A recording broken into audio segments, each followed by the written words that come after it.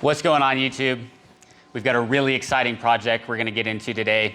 I've got on my left a beautiful 2021 Ford Bronco, brand new, and we're going to be hopefully one of the first to completely cover the process of swapping in a Mustang or F-150 V8, as we see here on my right, into this brand new Ford Bronco. And so these two test vehicles right here, they've been providing a basis for taking measurements, understanding mechanically what it's going to take to actually perform the swap, as well as getting a little bit of basis for the actual electrical sides, modifying CAN bus, adding and removing modules, and then ultimately figuring out a piggyback system for the powertrain itself. So we're going to go through extensively the modification of an incoming Gen 3 F-150 powertrain that we bought, as well as the modifications needed to be performed to actually install and replace the needed components on this 2021 Bronco, again using a Gen 1 to Gen 3 Ford Coyote V8 motor. So we're really excited to get into this build with you guys, so stay tuned and let's get into it.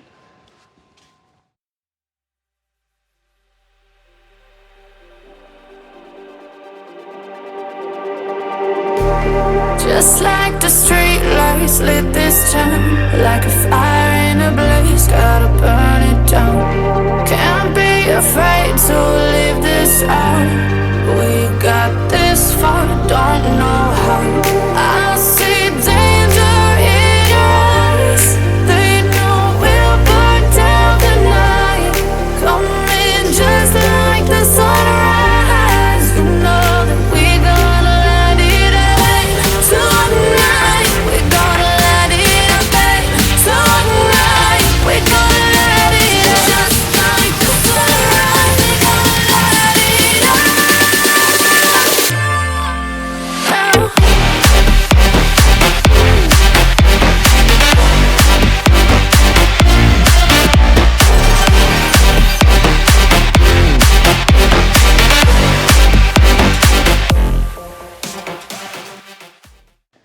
What's up, YouTube? So we're here now, and this is No Traction Faction. We're going to be discussing what we're going to be doing with this Ford Bronco and Coyote swap build. So I'll just kind of be going over that with my man right here and Shop Daddy. So, Shop Daddy. Yeah, let's go ahead and get into it, guys. Obviously, this is a pretty complicated endeavor that we're embarking upon.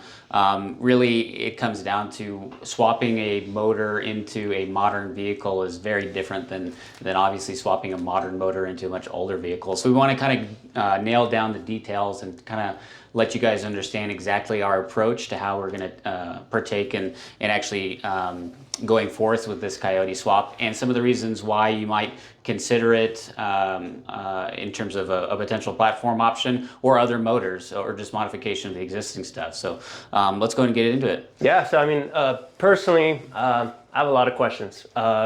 It seems like it's going to be pretty complicated, but I know you've kind of put a lot of thought into this, so sure. Yeah, let's go into this. Sure. So we'll start with the vehicle that we're actually going to be starting with. So we ended up picking up a brand new 2021 Ford Bronco. We luckily had another one that we've been doing some testing with, and essentially taking the measurements needed for understanding how a motor might swap into this, the general form factor of the inline 4, the V6 that is included in the new 2021 Bronco, but ultimately what kind of form factor engines would fit. And so when it comes to potential swap options, usually folks like to try and keep it within the same realm of the manufacturer, right? And so when it comes to upgrading, you know, why would you want to try and do that?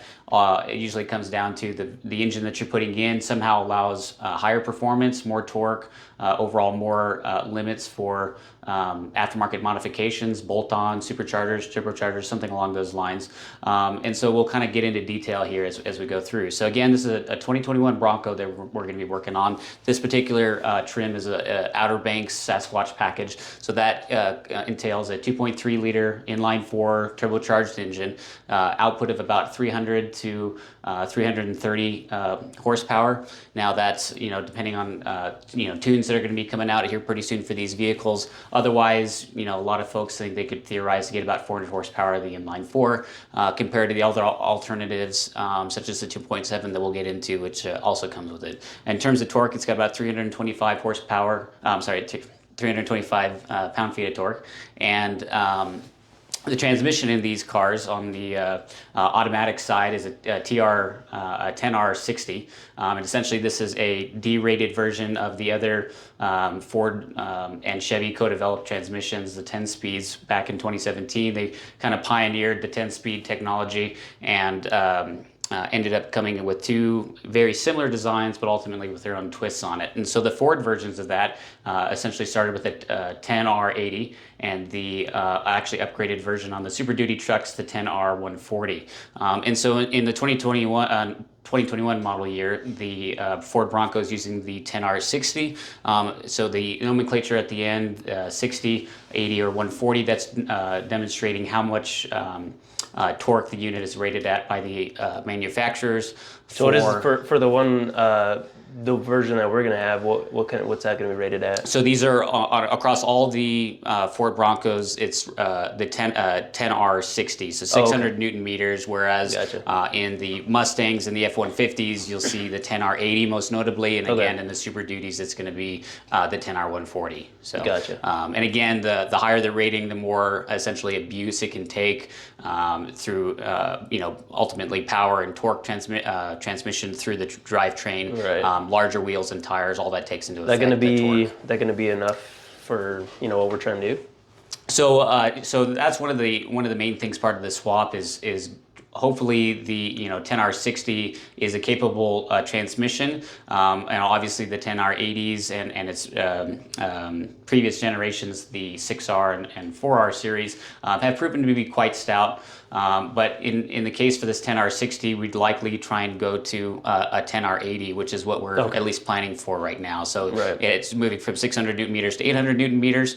Obviously, you could go to the higher one, but there's obviously both mechanical differences between these between these transmissions, as well as electronic discussion between the PCM, the engine itself, and the transmission. So that's one thing to pay attention to when you're doing a swap like this. Okay, makes sense. Regardless, the rest of the powertrain on these cars is very quintessential Chevy or Ford layout for those. And so we have a engine up front, right, with the automatic transmission, and then a transfer case attached to that, with the transfer case front axle shaft going on the driver's side or driver's side drop to a front differential somehow located near or around the oil pan on these. And so that general scheme is luckily very transferable between other Ford platforms. In this case, the F-150 comes to mind as one of the major options for a swap like this. So, what are the other options potentially that we could look at besides that? So you could certainly look at beyond the half-ton trucks. You could look at 3/4, 1-ton truck vehicles, potentially the SUVs as well. Again, most of the American platforms, when it comes to 4x4, are usually a driver's side drop, and so the general layout, the tunnel sizes for most similar years match that configuration, right? Right. The other parts of this specific model that we're going to be looking at and modifying, fairly high trim level, so Sasquatch package, locking rear, locking front differentials, a lot of the gizmos and electronic functions in this model that we're ultimately going to try and retain through essentially manipulation and reconfiguration of the canvas system and so forth. So. Yeah, so the donor vehicle that we've kind of chosen, the donor powertrain, that makes the most sense is essentially the F-150, right? Very common vehicle. You see it all around. In the case for the last 10 years, we've had the F-150 Coyote V8 engine, right? So the Coyote's been around for 10 years in a couple of different forms, generation 1 through 4 now, and very, very powerful engine. And we can get into some of the details here, but otherwise the F-150 platform, very similar, again, layout. The electronics are going to be very similar. Most manufacturers, when they're making, production line vehicles, they're going to try and retain the same kind of general modules, same kind of connectors, things of that nature. So it's very important for, the production side of things, which is a little bit easier when you're trying and reconfiguring these modules to be able to behave and incorporates other inputs. So. All right, so Besides all that, I mean, the question is, what options are there, and like, why would we choose a Coyote? Right. So, I mean, when it comes to swapping in motors in a, usually an old application of restoring of an older vehicle, some of the modern powertrains that come to mind are obviously the Coyote motor, the modular V8s, some of the older Triton and 4.6 mod motors, and then specifically one that we'll talk a little bit about is the 7.3 Godzilla motor, a very new push rod overhead valve motor that Ford just came out with, offered in their 3/4 and half ton truck. I'm sorry, 3/4 and full ton trucks, and then the general EcoBoost motors to date, right? The ones that are included in the 2021 Bronco, as well as those that aren't. So like the 3.5 EcoBoost, the 3.0 EcoBoost that we do know is going to be included in the new Bronco Raptor that's been revealed. So, yeah, the Coyote, right? So like, why would somebody want to swap that into this application? There's certainly pros and cons to doing that kind of thing, right? So generally speaking, the Ford Coyote's been around for almost, over a decade now. Very sophisticated dual overhead cam motor, offers TI VCT control as well.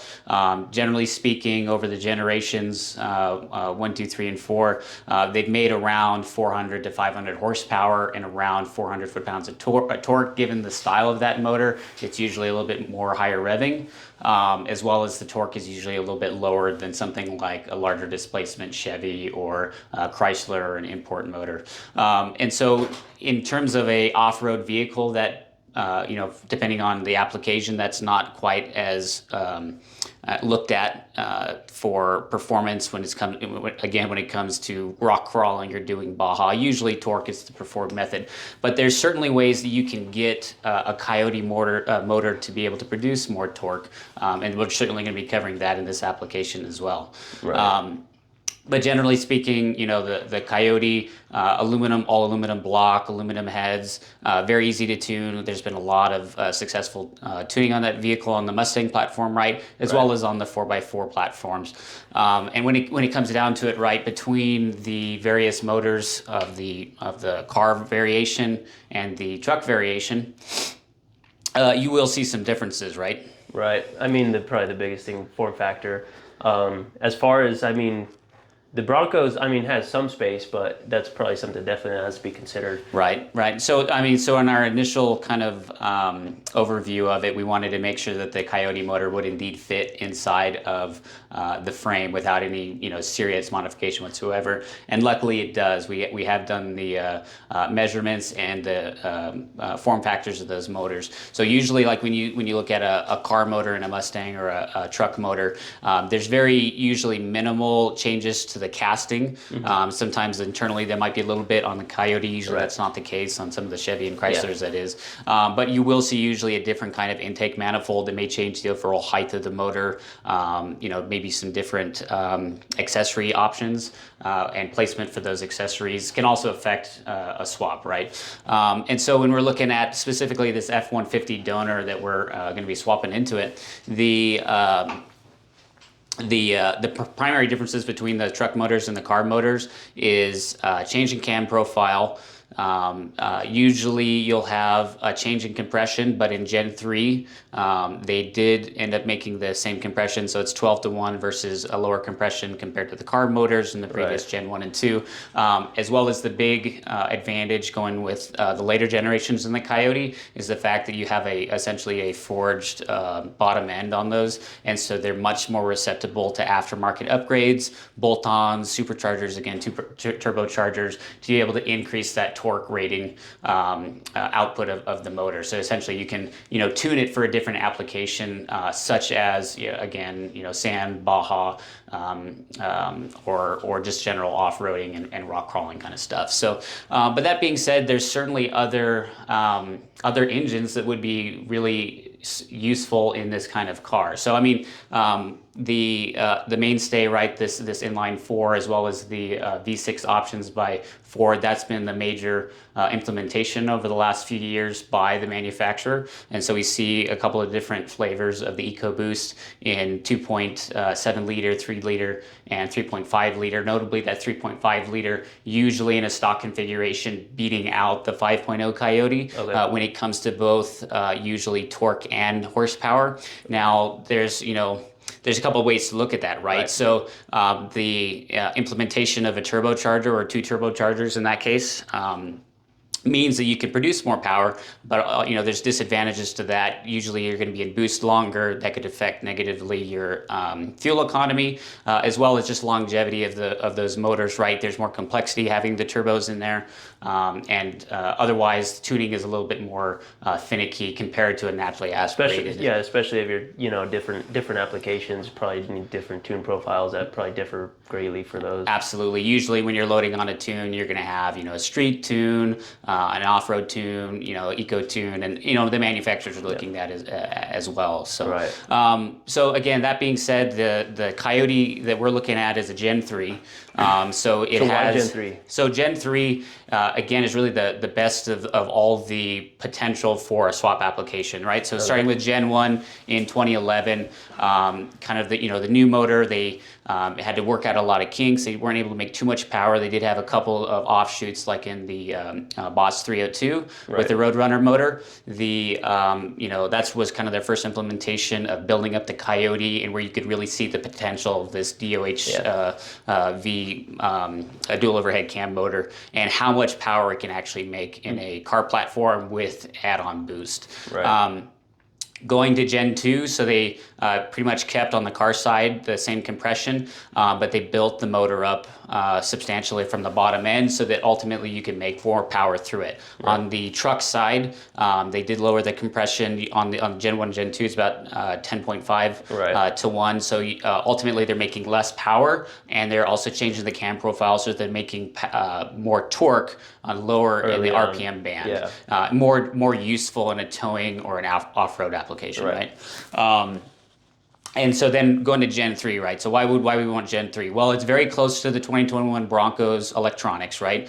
Gen 3 is usually between 2018 and 2020, I believe. It has direct injection. So direct injection in this application is complementing the normal port injection. And direct injection is a very useful mechanism for producing more power compared to the normal port injection. And given that they've combined them together, there are some disadvantages to going with the DIG setup. And so you kind of get the best of both worlds when it comes to making power, fuel economy, a lot of other factors.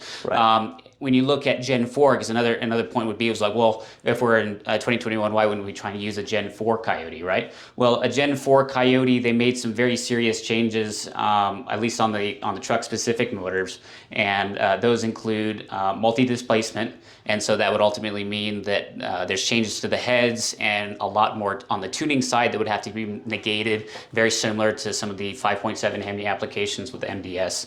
And they made a few other changes, as well as with the new power controls. There's new kind of security locks and so forth that are just kind of being run through to be able to be unlocked and more tuning potential, right?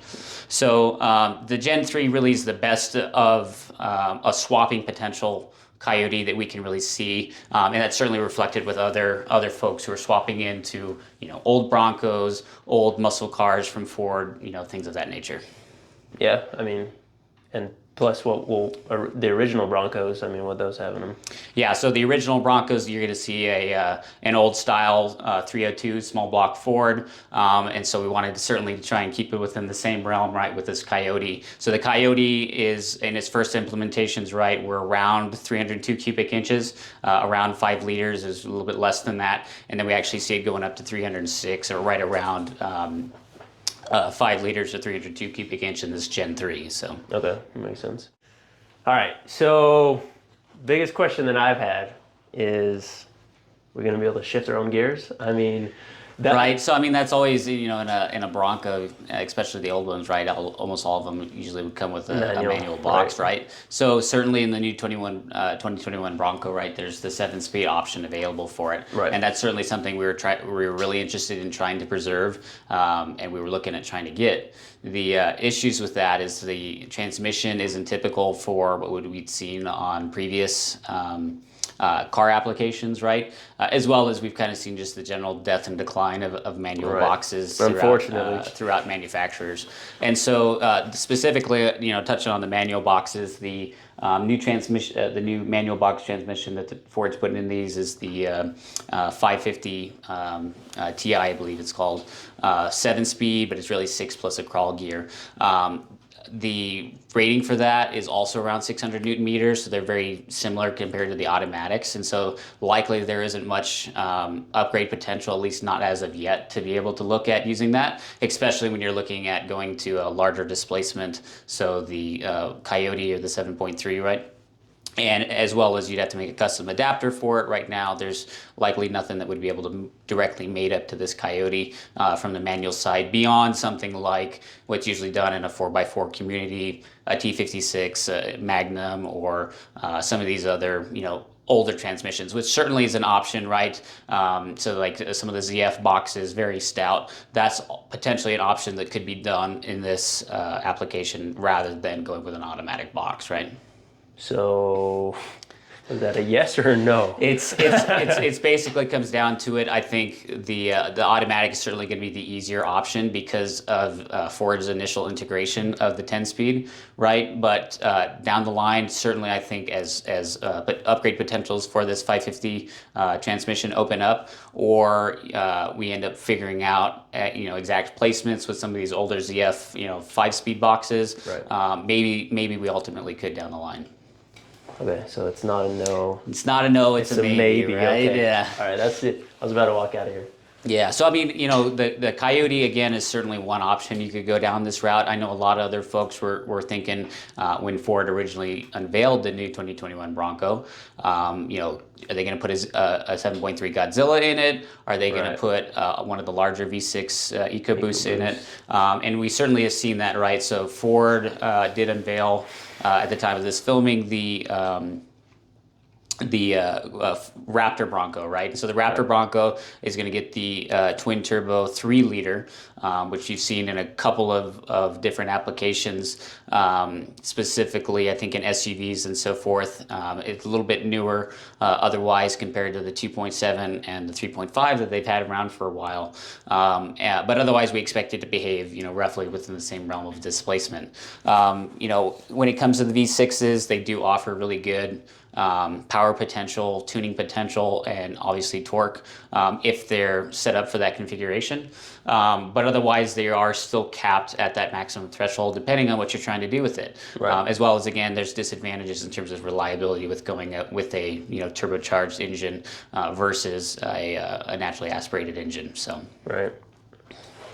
So I mean, besides, so we discussed, we have the Coyote option. Yeah. The EcoBoost V6. Right, and then, like I said, the other main one is the 7.3 Godzilla motor. So that one's super unique. Is that what we have? That's what we have right there. So Godzilla, very formidable, very large, and that's exactly what resembles with the implementation from Ford here, right? So it's an old style architecture, very similar to an LS or a Hemi in the sense it's an old style overhead valve. Very large displacement, so offers great torque potential, as well as they're generally smaller motors, right? So dual overhead cams, they're usually quite large because of the dual cams over each head, and so that kind of makes it a little bit heavy on the top side, right? So you're trying to get a CG application much lower, so it becomes a little bit more difficult, as well as they're usually just generally wider. On the 7.3, again, this is a really good potential. The only issue with going down with the 7.3 right now is it's a very new motor, and so there isn't a great aftermarket potential. When you look at it compared to things like the V6 EcoBoost or the Coyote, right? There's a huge amount of parts for it, a huge following for being able to upgrade those motors to really do anything needed in that. And you actually see, right, so in the the DR specific version of the Bronco that Ford had announced a little while ago, you do see the Coyote being implemented into really a race-only Baja vehicle, as well as beyond the absurd price tag of it. But so they have the application of the Coyote there, obviously a preference from Ford themselves, as well as you see aftermarket companies potentially latching on to the idea of using a Coyote. So Pax Power has been looking at one now for a year or two after the announcement of the Bronco coming out. Right. Again, very expensive add-on package over the top, but definitely you can tell that they're looking at the same kind of Gen 3 truck motor applications with the powertrain likely developed from an F-150 or similar kind of setup. So clearly there's a lot of interest from the Coyote side. Again, 7.3 would be a great option because it's a slimmer motor. It would be a little bit more, a little bit easier to get into the drive compartment. Is it a smaller form factor than the Coyote? It is a smaller form factor. Despite having a larger displacement, it doesn't actually affect the overall size of it. Now, one of the disadvantages is, however, at least right now, is the 7.3 casting. The actual block for that motor is only offered in an iron block. So you usually see about 100 to 150 pound difference between those aluminum blocks and the iron blocks, and you certainly see that here. So Coyote usually weighs around 400, 450 pounds dressed, versus a 7.3, which is usually always going to be over 500, 600 pounds dressed. So weight-wise, between like the Coyote and the i4 turbo, what we're looking. In terms of weight, so I mean the inline four that's coming from usually very light motors, so we're probably looking at around 100, 150 pounds weight difference, but that's it's probably on the lower end there because there's ultimately you still have to retain a similar amount of material despite that decrease in cylinders. But certainly the power potential that you're getting going from something like an inline four, even with a turbo, compared to a V8. Again, in bolt-on applications and really in the realm of what we're talking about here on a SUV is drastically different, as well as the driving experience. So plus it'd be a V8. That's right. Yeah. So I mean, V6s and the inline fours definitely a push from manufacturers due to regulations to keep fuel economy higher and keep weight down. So ultimately, you're going to have longer range versus going with a V8 where there's usually more fuel consumption but the benefit of that is certainly increased power and torque for different applications. Yeah. Cool. Well, I mean, as far as that, obviously modern vehicles now are just, they just continually get more complicated. So like, as far as some of the subsystems within the vehicle itself, what do we need to be paying attention to and what is going to require some customization and what, overall, what's that going to look like? Sure. So, when most people look at modern vehicles, it's a huge wall of obstacles for trying to get around, security issues, get around the mass amount of wires connecting the different systems together, or really a very tightly integrated, highly communicating modern system through through usually a digital network, right? So, in the case for a lot of the Ford vehicles and certainly a lot of the other manufacturers, they've all moved to a common general network where all of these components, so things like the power control module, which runs the engine, the traction control modules,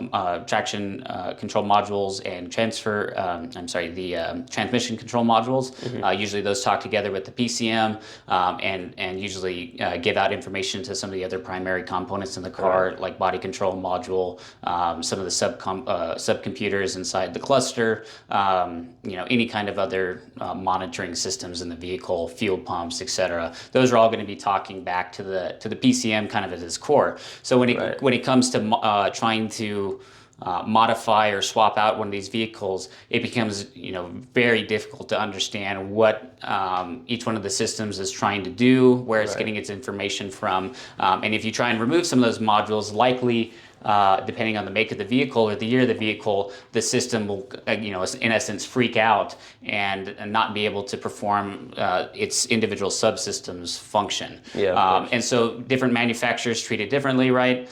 Ford is luckily one that's a little bit easier to get to actually remove parts and kind of zero them out. And so in essence, you can, remove, an ABS module, or remove one of these other modules, clear it out, and usually you'll have general function of the vehicle besides that, which is a great opportunity to essentially use, one of the common techniques, which is piggybacking other computers to control a drivetrain, which is what we're going to be looking at here. Right. So some of the subsystems will end up, sniffing out exactly what those what that communication looks like, and then either add in some additional electronics to spoof those signals for various sensors or whatever. That's right. Yeah. So it comes down to it a lot of time and effort in trying to figure out what those components are talking to, and then kind of tracking. If you change one part of the code here, what's that going to affect on any of the other modules, if anything, or a lot. Right. As well as trying to maintain the functions of those, and kind of a trial and error method. Right. So as far as the main functionality, I guess that's present in the Bronco as is, what are we really trying to preserve? Yeah, so at the end of the day, right, you're trying to preserve the car completely, and so Okay. in terms of the Broncos pushed a lot of its different driving modes. They call it GOAT modes, right? So at the end of the day, these are really modifications of how the automatic transmission behaves in different scenarios. So sport mode,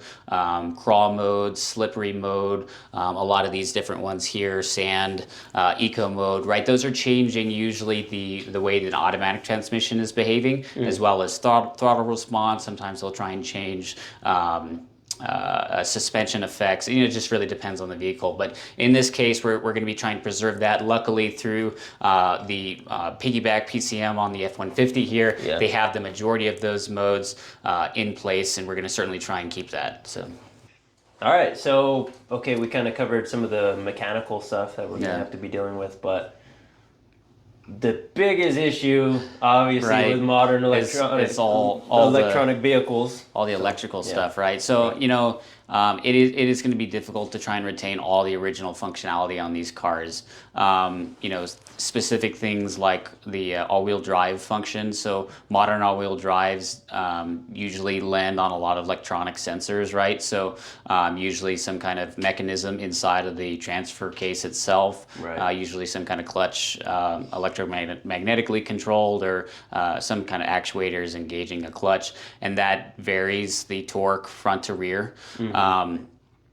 Based on sensor inputs from wheel speed sensors on each corner of the vehicle. And so that tying back to the traction control system, whether it's separated or integrated into the transmission, somehow varies torque through the transfer case or through input from the engine pulling fuel usually. So there's less power going through the transmission transfer case into each one of the wheels, right? So that's a quite complex system, especially when it comes to being able to swap that into even an old vehicle, but certainly into a new one. So we're going to be looking at trying to retain sensors from the donor vehicle, or seeing if the sensors are close in compatibility, and we'd be able to retain that. Otherwise, luckily, this is a 4x4 transfer case on this, so we're still able to retain overall effectiveness of an SUV. So, Right.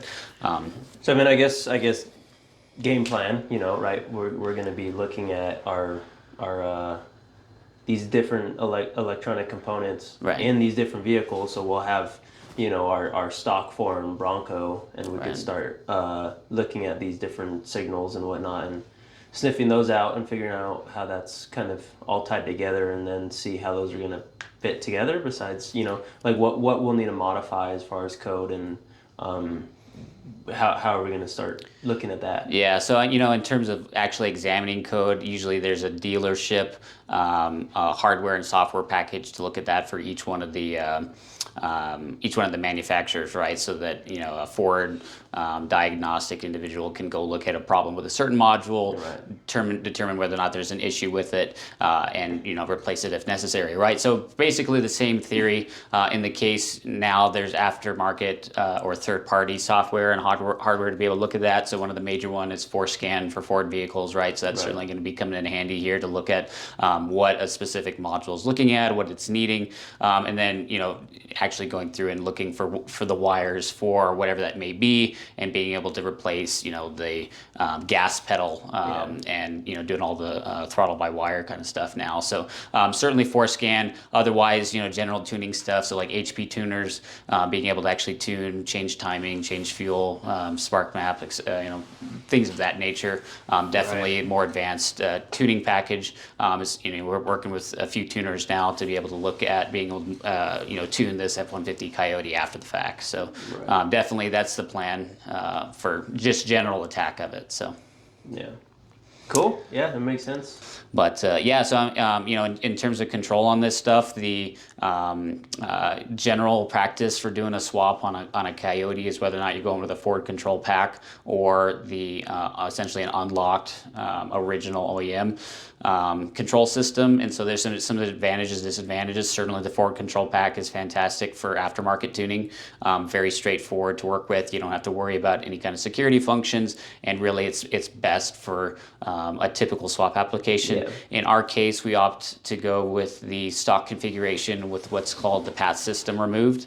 And that essentially allows us to retain the cruise control as well as the emissions modules for this, so we can keep the car street legal, as well as it's a little bit easier with that cruise control function. So again, there's some ways around this, as well as there's just the complexity of it all. So like things like the AC, usually in an aftermarket on a Coyote, that's going to be a completely separate part. So that's one thing we're going to be looking into, on top again of this traction control and all-wheel drive function in this 4A mode. So right.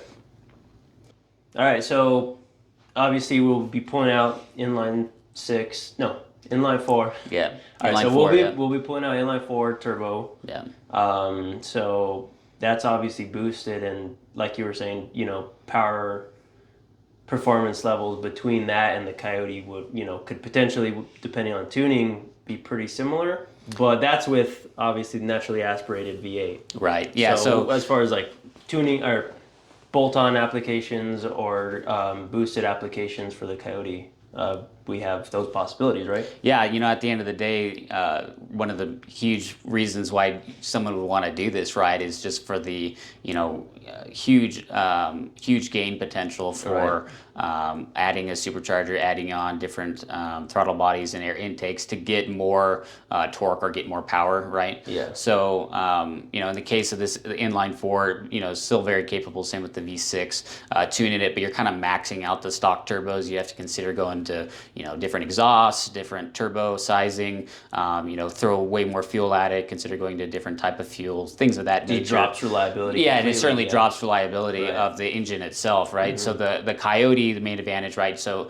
it's not terribly much more in its stock trim, power and torque than some of the i4s and V6s. Right. But, with just a little bit of work on the tuning side, you throw 93 tune on it or throw E85 at it. In this case, you probably don't want to do that on off-road, but certainly a 93 tune really opens it up, especially, if you want to look into doing differences in cams, which is, one reason why maybe doing a Mustang motor specifically. Those are rated a little bit higher than the truck motors again. Right. But otherwise, the motor's already built to take power, to take boost. The Coyotes respond super well, so throwing a supercharger on the top, as we've done with one of our Mustangs here, it can almost nearly double the power output potential of it, right? So if you scale that back and you're tuning a little bit more for torque, then it's, instantaneous torque, and then maybe you're concerned more about, parts failing now. So yeah, exactly. No, I mean, it makes sense. Obviously we've seen what's possible with your, your supercharged Coyote. Sure. I mean, certainly the power potential of these are crazy, but when you do that right, so you start trying to apply way more torque to the powertrain, right? You start running into issues, right? So weak links, even on this 2021 Bronco. Right. Luckily, it's a pretty stout rig, right? So it's made to do rock crawling. It's made to do off-roading in general, which is very demanding application, right? In terms of torque potential. So what are the main concerns as far as reliability? Sure. So generally speaking, on a car car, right, you're going to be worried, transmission. Is the transmission going to hold up? Luckily, in this case, the 10R80 is pretty stout. That would be followed by the transfer case. On these truck SUV transfer cases, they're much more stout than a lot of these smaller transfer case center differentials. Then it would be drive shafts and half shafts in this case. So on the Broncos, they use a Dana 44 in the back, pretty stout. There's certainly upgrades there. You could swap in a Dana 60s, Dana 70, or try and rebuild some of the 44 stuff to be able to take more torque. And really, that's depending on what kind of wheels you want to, what kind of wheels and tire package you're going to try and put on a vehicle. You go to the front of the vehicle. So this, a lot of the folks weren't very interested in the Bronco when it was first announced because it has a independent front suspension or IFS. Because of that, you've got half shafts in there, so those joints can fail, very common in car applications or in off-roading applications. So that's one potential area where if you're putting a lot of torque, you've got a tire that's going to ultimately end up causing a lot of damage. You're going to have to rebuild those CVs to be able to take more power. Beyond that, there a lot of 4x4 guys and trail guys usually end up breaking one of those key parts of the powertrain. So transmission, one of the drive shafts, any kind of the hub parts of that is usually where you're going to see a failure. And so when it comes to applying a lot of power after boost, very similar application. So, but we'll be going with a custom drive shaft anyways. Right? Yeah, so very much potential. Whether or not it's going to be one the modified original drive shaft or going with an aftermarket, all aluminum, or change to a different kind of steel drive shaft. That's certainly a potential where you could upgrade it. Okay. So. Well, I mean, right, it's extensive. There's a lot of stuff that we got to pay attention to. Yeah, and there's to be able to pull this off. Obviously, you kind of already put a lot of research and thought into this, but I mean, a lot of people are asking why is there not a Coyote in it? And, right. I think we're seeing why it's not. Yeah. No, there's certainly difficulties that are going to come in from more of a consumer or aftermarket potential going into a modern vehicle that was designed to have a smaller displacement engine. They designed it for that reason. They wanted, they had limits on regulations. They needed to be able to increase power, as well as these motors in stock configuration. Folks should know that they are certainly very capable. But when you're certainly trying to go beyond that, right, or you really want to go outlandish and try and make this swap happen, then certainly the Coyote is a really strong contender right now, followed by some of these other motors. So makes sense. Cool, man. Cool. Well, you ready to get started? Yeah, I'm ready to get started and ready to check this Bronco out once it comes in. Good deal. Well, thank you guys for tuning in. We're really excited to get started on this build. So tune in next time, and we're going to start tearing these Broncos and these powertrains apart and getting them to work. Yeah, and if you haven't already, hit subscribe, follow us on Instagram, Facebook, all the good stuff. So yeah, got quite a few projects we're working on, and this one's gonna kind of probably be crazy. It's gonna be the craziest one. Yeah, by far. So cool. See you guys. See you guys later. Have a good one.